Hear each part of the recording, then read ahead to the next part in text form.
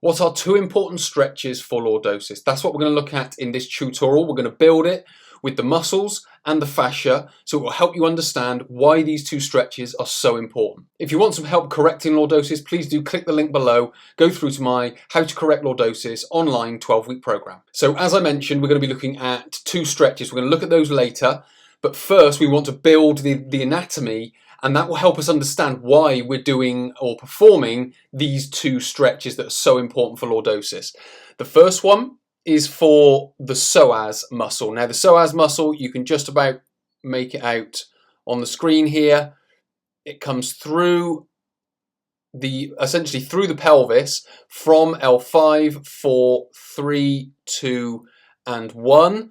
But also what happens is it can go up into, which is really important, into T12, because this is where the fascia comes in. This is where a particular part of one of the stretches comes in, because it extends the upper part of the spine, because the fascia goes up into, the muscle goes up into T12, and then the fascia continues up into the diaphragm and beyond. So it's important that not only do we know where this muscle starts, which is T12 and all the way down to L5, but also it goes through the pelvis and joins into the lesser trochanter of the femur, which is, you can't see it here, but it's sort of down on the femur, on the leg bone at the top of the leg.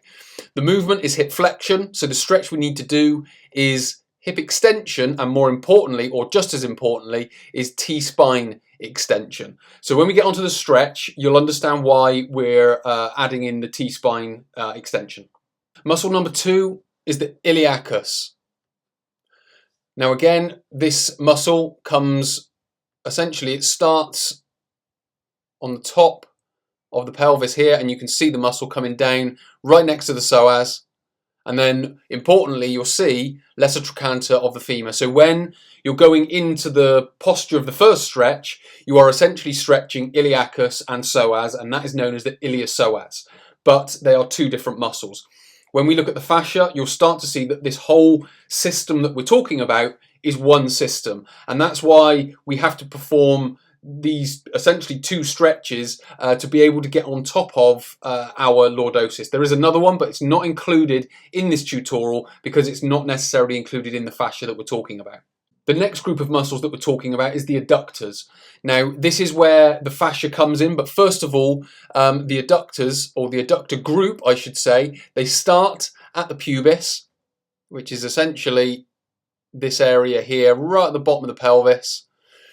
And then they go through onto the femur and all the way down to the tibia. So essentially, we're going down and then it comes around sort of here. So this is where one of the insertion points is, right down on the tibia.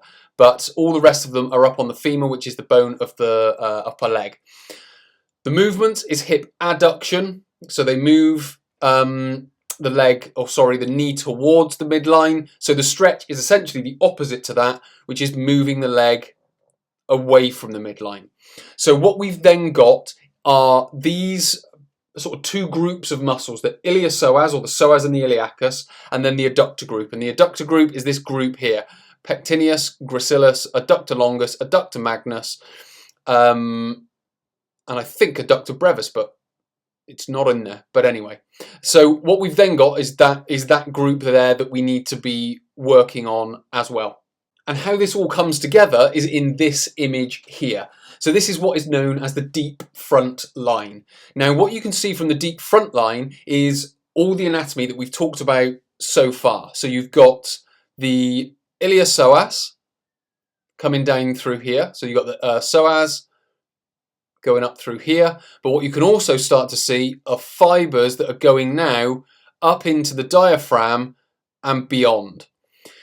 You can also see that the QL is involved in this. So when we talk about lordosis as a whole, you can start to see the whole system is here.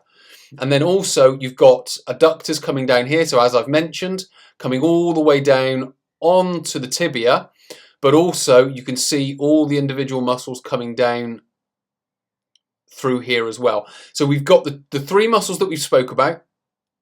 We've got the psoas, the iliacus or the iliopsoas and the adductor group, which is why these two stretches are so important because of this anatomy. Now, what you may also find is a tight semimembranosus. And the semimembranosus is essentially the inside hamstring muscle. So if you go to the back of your leg, on the inside of the leg, you may feel some tightness, and these muscles, the adductor group and the semimembranosus, can get or they can get mistaken for each other. So the semimembranosus is this muscle here.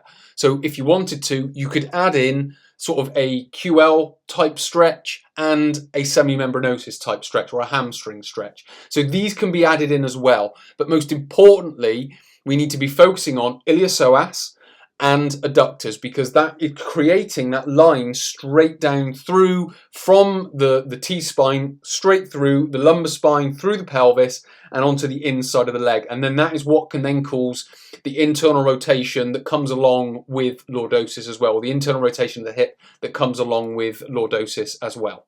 So finally, the two stretches. Very simply, you've possibly seen this before, but what we have to understand is why we're doing it, because many people don't realize what they're doing and why they're doing it. They will just go into the stretch. They'll be very passive in the way that they think about putting the arm over the head, maintaining the proper posture of the pelvis, and not performing. They're in the position, but they're not performing the stretch correctly. So they're, as I described to so many people, they're doing the stretch, but they're not doing the stretch, if that makes sense. So what we've got here is we've got hip extension. So we're extending the hip. Now, the important bit with extension of the hip is also the position of the pelvis. We want to maintain this neutral position. What we don't want to do is allow the pelvis to drop forward, because what we're essentially then doing is maintaining lordosis. So we need to get the front of the pelvis up, the back of the pelvis down, and get that in position. So that's number one. We need to get the femur vertical or slightly in sort of front of vertical, so we're slightly hyperextending.